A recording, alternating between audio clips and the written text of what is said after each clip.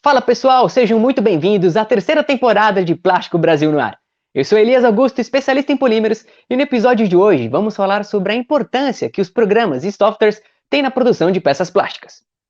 Existe muito mais do que se pensa por trás da elaboração de um produto de plástico, e quando feita de maneira adequada, uma peça precisa ser idealizada, pensada, desenhada, projetada e então simulada, tudo isso antes mesmo de existir. Dessa maneira, é possível evitar o retrabalho ou a reformulação de moldes para sua injeção, por exemplo, o que pode se tornar uma tarefa extremamente custosa e demorada. Pensando nisso, existem diversos programas e softwares capazes de simular variados aspectos de uma mesma peça para garantir um menor custo e maior eficiência no projeto. E para falar um pouco melhor sobre esse assunto, nós convidamos o meu amigo Everton de Moraes, engenheiro de CAI. Obrigado por falar com a gente, Everton. Obrigado, Elias. Obrigado pelo convite. Obrigado ao pessoal da Plástico Brasil. Hoje eu estou aqui para compartilhar com vocês um pouco da minha experiência. Espero que vocês aproveitem. Legal, legal. Everton, se puder, comece explicando para a gente quais são os principais tipos de softwares disponíveis para a indústria de peças plásticas e quais são suas funções. Tá ok. Quando a gente fala, né, Elias, nessa parte de simulação, desse mundo do CAI, a gente, principalmente quando você me pergunta que tipos de softwares, né, existe uma gama muito grande de softwares.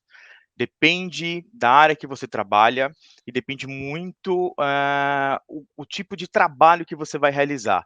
Eu vou fazer um resumo muito básico aqui, de 2 áreas, tá. A Legal. gente pode falar de softwares voltados pra área, da engenharia de produto, certo, que é a montagem das geometrias, até você ter um pacote completo de peças. Por exemplo, no meu caso, né, como eu trabalho numa indústria automotiva, quando eu consigo ver o carro completamente montado, com todas as peças, né. Essa parte da engenharia de produto, a gente chama eu trabalho com a parte de simulação da área estrutural. E tem a parte de manufatura.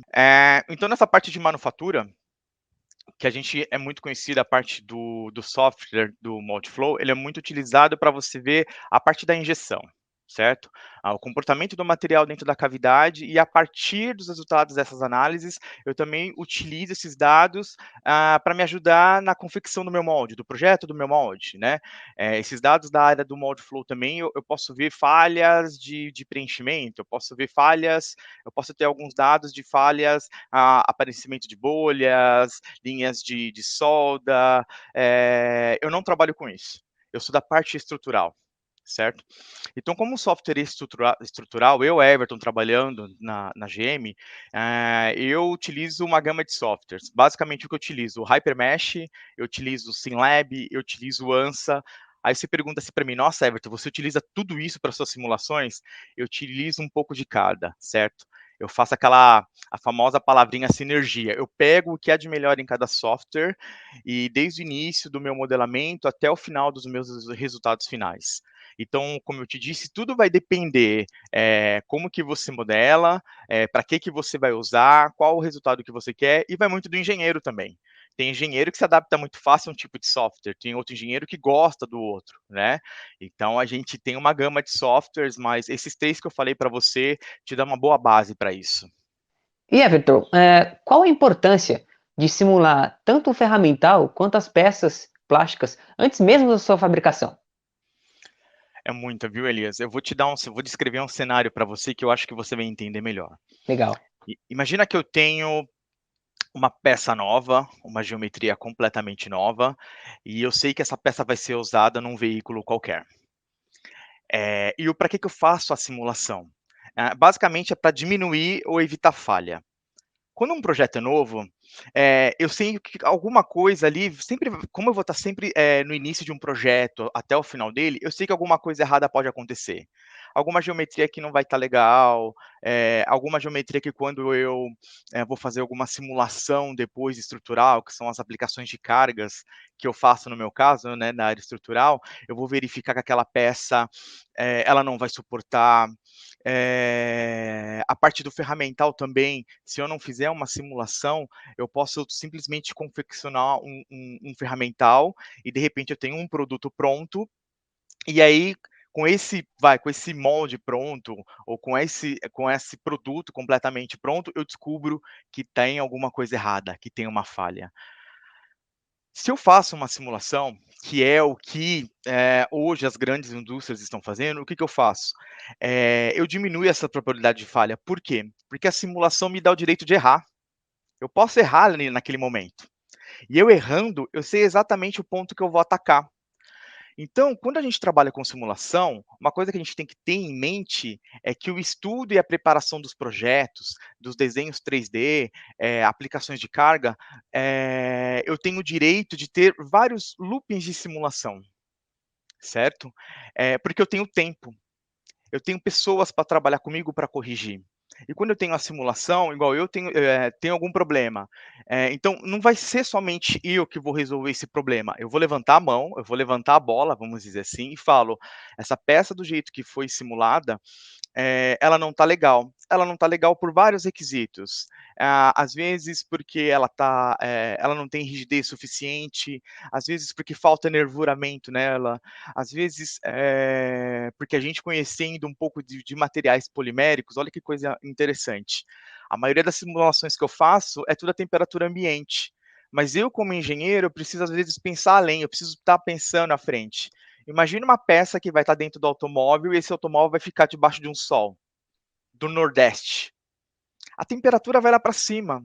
E eu sei que polímeros, que quando atingem temperaturas extremamente elevadas, né, que a gente fala acima das temperaturas vítreas, a gente sabe que esse polímero ele vai ter o efeito de fluência.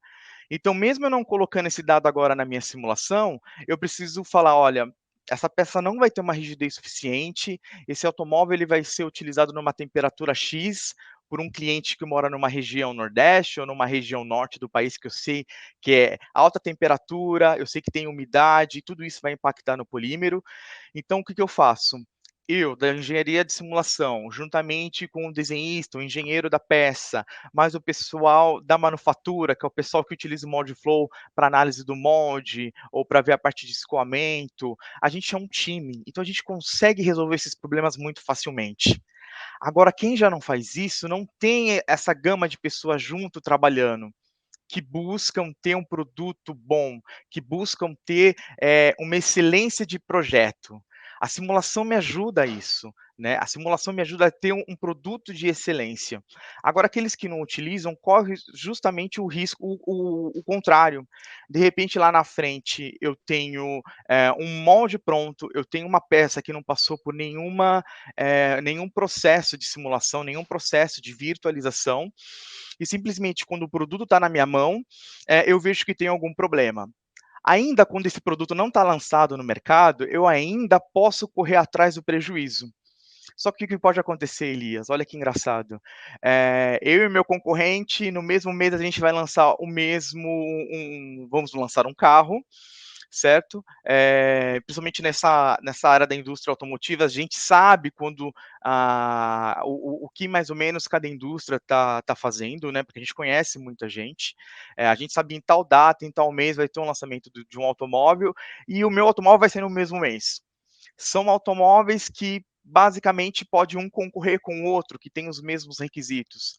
Mas quando eu vi que meu produto não está ok, o que acontece? Eu preciso voltar um pouco atrás, atrasar o meu cronograma, atrasar o meu projeto, e o meu concorrente vai e lança esse automóvel porque ele não teve nenhum problema.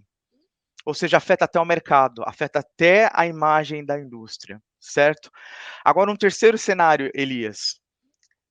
Por algum motivo, nem não passou pela virtualização e eu não peguei nenhum problema na virtualização, ou por falha humana, ou por desconhecimento meu, ou desconhecimento do grupo que está trabalhando junto, nós lançamos esse produto. Meu concorrente também lança os 2 na mesma hora.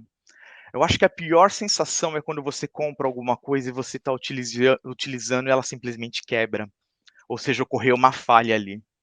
E o pior de tudo é quando você descobre que não é uma falha pelo mau uso daquele produto que ele foi projetado, mas é uma falha de projeto, que não foi pega, que ninguém do grupo, não conseguiu, identificar. E que se eu tivesse feito um processo de virtualização, né, se eu tivesse feito as minhas simulações, né, com vários softwares e me cercando de cuidados, né, a minha imagem não estaria arranhada perante o meu cliente que comprou, aquele produto. É aquela velha história, às vezes a gente tem 2 produtos iguais, só que o produto A, ele é mais caro que o produto B, fazem a mesma coisa, mas eu sei que esse produto A ele é muito bom, eu sei que esse produto A nunca vai me deixar na mão. A virtualização, te ajuda a fazer isso, te ajuda a falar para o teu cliente, às vezes quando um cliente vai trocar um automóvel, o cliente às vezes ele nem vai na concorrência, ele vai no teu, porque ele sabe que o seu produto é seguro, né. Então a virtualização ela te ajuda a entender esses cenários, que quando você tem todo um processo de virtual, né, com todos os softwares, todos os grupos trabalhando junto, buscando essa excelência, né, de um produto, ótimo para o uso, um produto que é feito em cima de normas, um produto que é feito em cima da sua vida enquanto ele está sendo utilizado. O segundo cenário é quando eu não faço nenhum tipo de virtualização e eu não consigo pegar nenhuma falha, quando o produto acaba de sair da minha injetora, vamos dizer assim, né, mas eu ainda consigo voltar atrás, porque esse produto não está no mercado, mas aí eu já começo a ter as minhas perdas. E o terceiro cenário é quando a gente não consegue pegar nem essas falhas quando o produto sai, a gente coloca ele no mercado, né. Então, as ferramentas de virtualização, elas estão aí para te ajudar, para ter um produto bom, apresentar um produto bom para o teu mercado e te ajudar a ser referência, em excelência enquanto produto, né, enquanto que você pode confiar nesse produto que ele não vai te deixar na mão. Pois é, a não utilização desses recursos acaba até criando um efeito dominó ali na indústria, né. Então Sim, pela Elias. não previsão de algum problema, você acaba, postergando o lançamento do seu produto, que aí resulta numa série de consequências até financeiras para uma empresa também. Sim, sim. Mas uma coisa que eu vou te dizer agora, Elias, chega até a ser engraçado. As ferramentas de virtualização, né, as ferramentas de CAI, ela por si, ela precisa ser operada por alguém, tá? Sem dúvida. Vai ter que ter um técnico, vai ter que ter um engenheiro ali, né.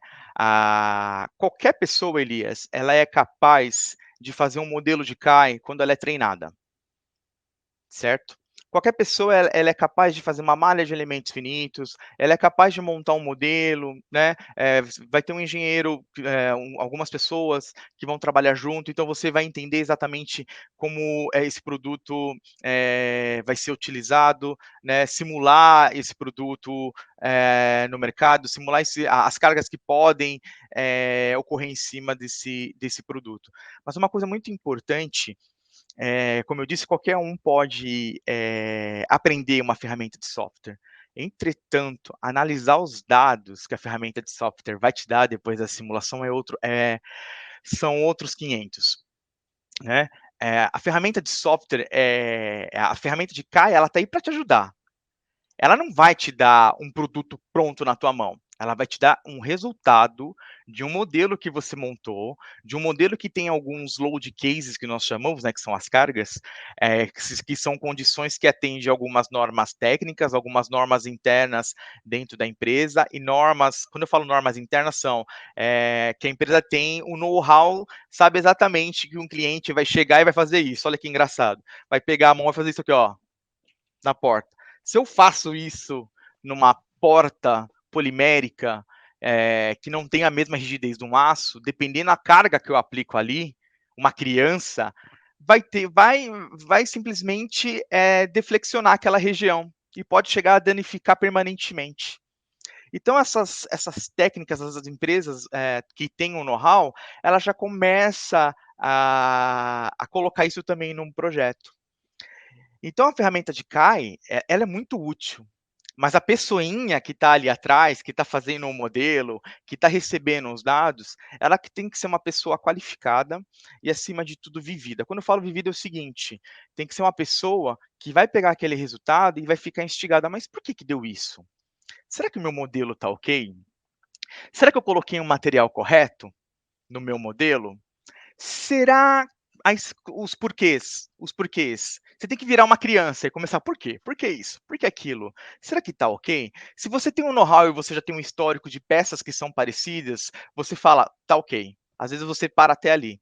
Mas se você não tem, você começa a ir atrás e analisar cada resultado, cada gráfico. Você começa a entrar em contato com algumas pessoas, até do laboratório de protótipo ou dos laboratórios de materiais.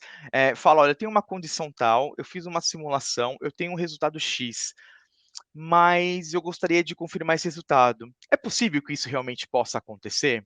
Então a pessoa, ela tem que estar ciente de que ela tem que saber analisar aquele resultado, tá? É diferente de uma eu vou dar um exemplozinho, é diferente de eu pegar uma receita de bolo, quebro o ovo, coloco a farinha, boto no forno e sai o bolo.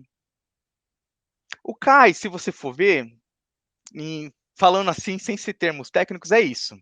Se a pessoa que não tem know-how, ela pegou lá, fez o modelinho e cuspiu o resultado, tá? Só que ali vai muito mais, é engenharia pura. Você precisa saber exatamente da física da coisa, né? Você precisa realmente saber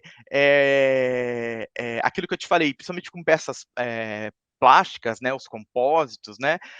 Ok, mas eu simulei aqui, tá dando essa região que não tem uma rigidez legal, eu sei que aqui perto o pessoal da manufatura falou que vai ter injeção, e você já começa com peças nervuradas, né, que a geometria é extremamente complexa, você fala: "Nossa, vai ter algumas linhas talvez de união aqui que vai me deixar essa área fraca". Então são coisas que você precisa pegar, durante o seu tempo de trabalho. Tá? E isso você vai pegando com a sua dedicação, cara. Você precisa realmente gostar, tá? Então, assim, a ferramenta de CAI, ela não faz milagre, tá? A ferramenta de CAI, ela vai auxiliar você a fazer o milagre, mas é você que tem que operar ela, tá ok?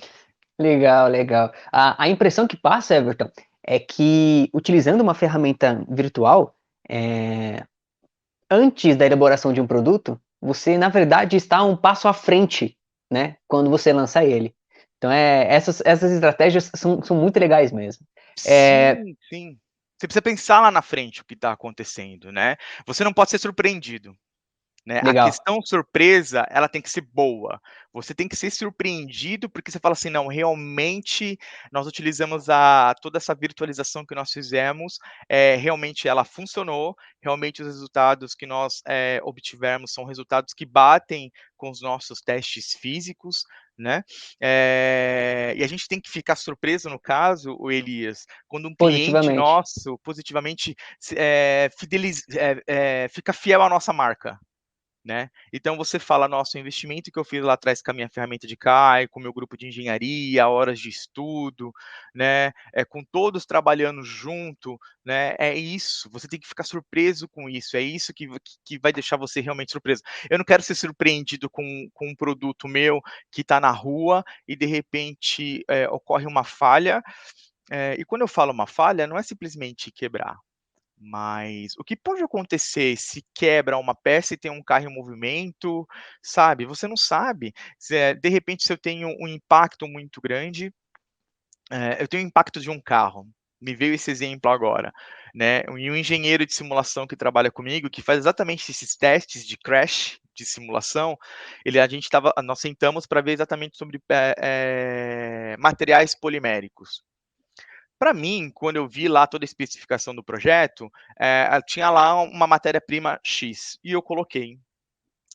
E aí a gente fomos fazendo o projeto, tudo, e aí ele mostrou para mim, e ele falou assim: "Everton, pelo tempo que eu já trabalho com isso e o know-how, esse tipo de material que está, descrito no escopo do projeto, se acontece uma falha e o airbag estoura, como esse material ele é muito rígido, essa peça ela pode virar uma lâmina".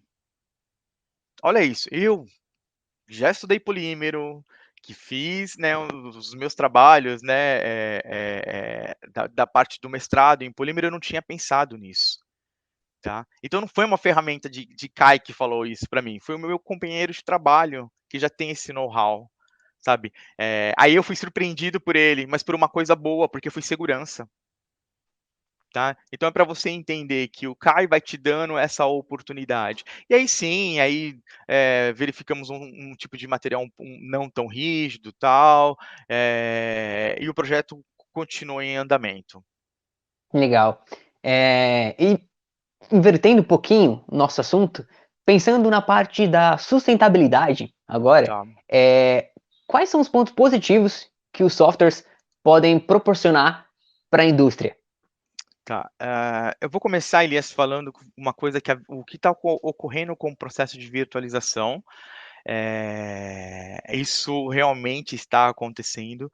Quando você começa a ter esse processo de virtualização com esses softwares de CAI, e conforme esses softwares a cada ano têm atualizações, né, a cada ano eles ficam melhores em relação à matemática utilizada neles, em que o resultado em que eles te dão do modelo que você simula são muito parecidos com a realidade.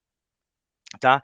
Você, por um lado, quando você tem confiança naquele modelo que você fez e você consegue analisar esses dados, você consegue, por um lado, primeiro, economizar, vamos dizer assim, protótipo. Você começa a diminuir o número de protótipos que você precisa fazer para comprovar aquele seu resultado de CAI. Porque hoje, basicamente, muita gente faz as análises de CAI e tem aquele, eu preciso da contraprova, e faz um protótipo no laboratório.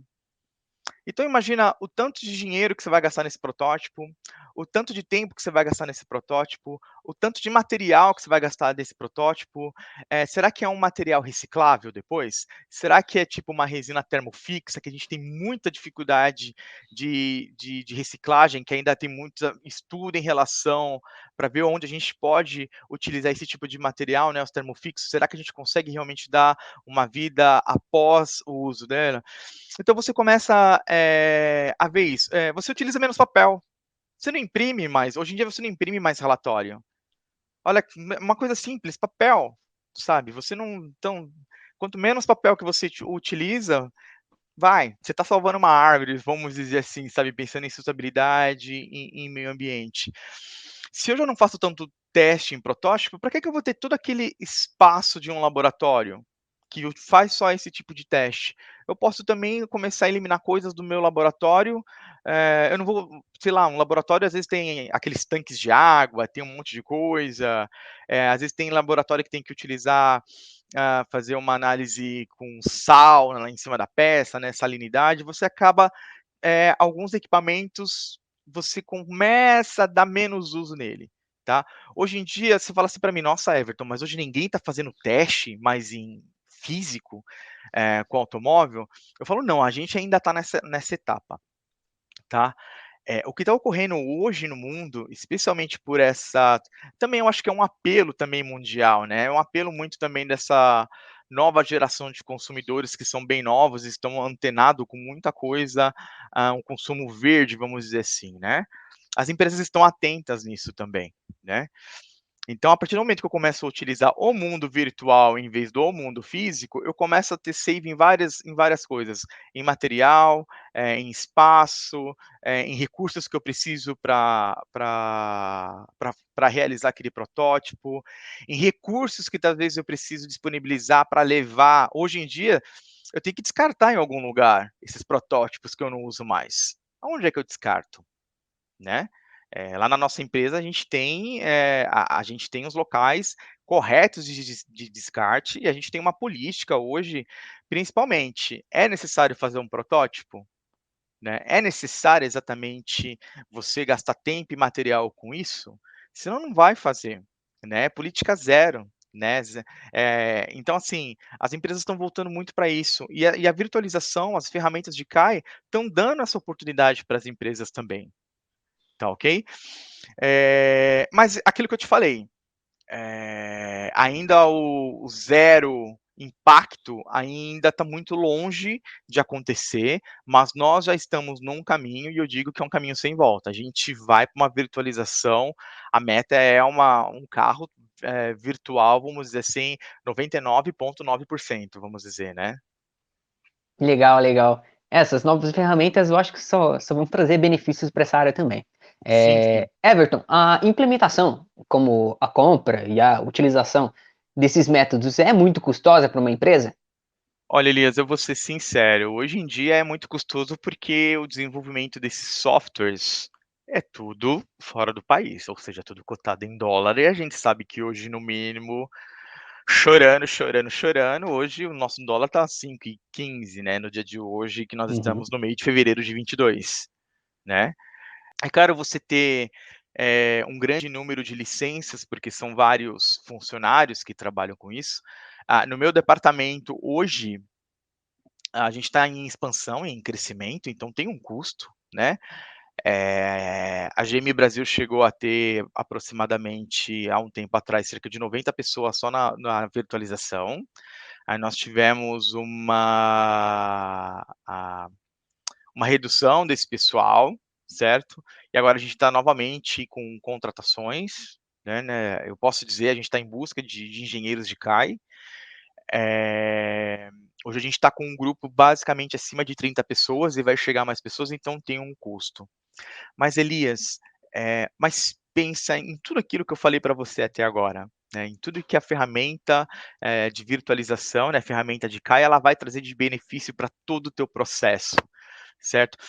Eu prefiro muito mais gastar tempo e mão de obra e gastar dinheiro numa licença para ter um produto bom, aquele produto que eu te falei de excelência, do que gastar dinheiro, gastar tempo, gastar o tempo de mão de obra, depois que um produto já está na rua e ele me apresenta falha. O custo vai ser muito pior, sabe? O dano para a tua imagem vai ser muito pior, certo? E o que acontece hoje, Elias, não são apenas as grandes empresas que têm o CAI, né? As grandes empresas do ramo da linha branca, tem empresas de mineração, empresas de extração de petróleo que também utilizam software de CAI voltado para isso. Então, para você ver como o CAI está crescendo muito. Mas hoje em dia, principalmente quando eu tenho um terceiro. Tem o terceiro que vai desenvolver um projeto em parceria conosco, só que quando a gente fecha o contrato com esse terceiro, alguma parte das análises é ele que tem que fazer, certo? Exemplo, eu vou fazer um molde fora, e aí o terceiro é responsável de fazer análise de molde flow, né? Eu não vou fazer internamente. Exemplo. E esse terceiro vai ter que fazer. Aí você fala, meu, geralmente os terceiros são muito menores em tamanho de produção, em tamanho de pessoas. A empresa é muito menor do que essa, tem um capital muito menor do que uma montadora. E aí, o que ele faz? Ele vai ter que comprar uma licença só para isso? Não. As indústrias pequenas, o que elas fazem hoje? Elas contratam escritórios, outros terceiros, que só fazem esse tipo de trabalho. As indústrias pequenas, elas têm a condição, né, de contratar esse serviço de escritórios menores que só trabalham com esse tipo de trabalho, né, com esse tipo de serviço, né. Então o meu terceiro vai contratar um outro terceiro, né, tier one, tier two, né, é uma sequência.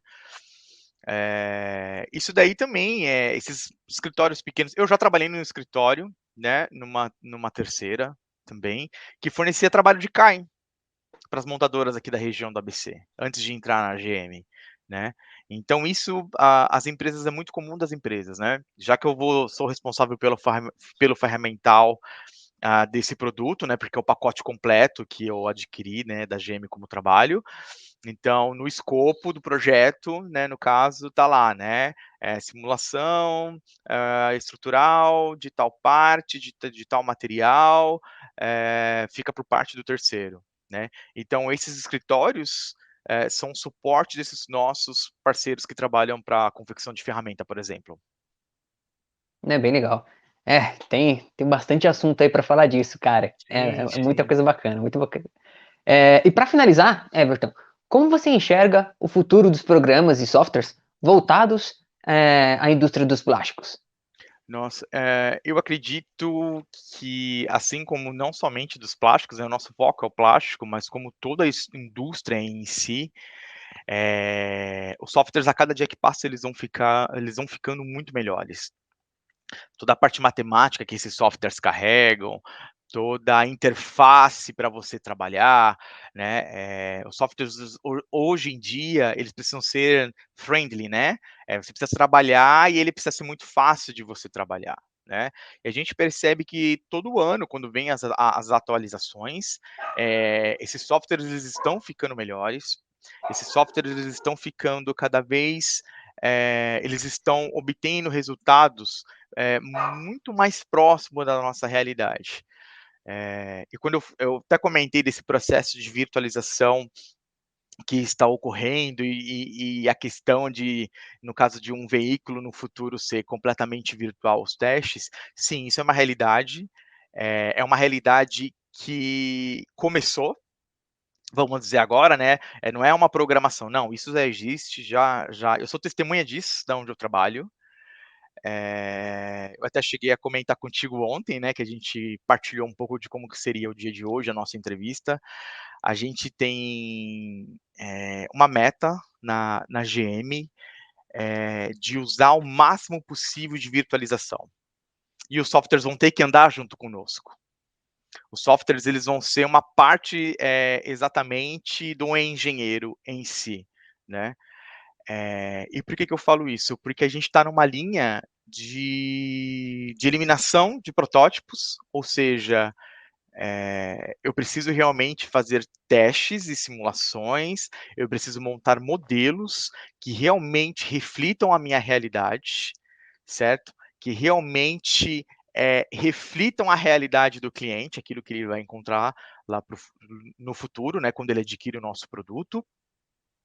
E o software que não acompanhar isso, ele vai ser descartado. Então, se hoje eu utilizo um software que no ano que vem eu percebo que, meu, esse software aqui, ele é bom para o que eu faço hoje, mas esse software B está me oferecendo um plus muito mais. Então, assim, é a guerra dos softwares. Aquele que melhor se adaptar, aquele que melhor tiver uma atualização e evolução, vamos dizer assim, é aquele que vai dominar o mercado. Tá ok? Hoje em dia não existe a engenharia sem o uso dessas ferramentas de CAI. E uma dica que eu dou até para as próximas gerações de engenheiros, se você me permite, né?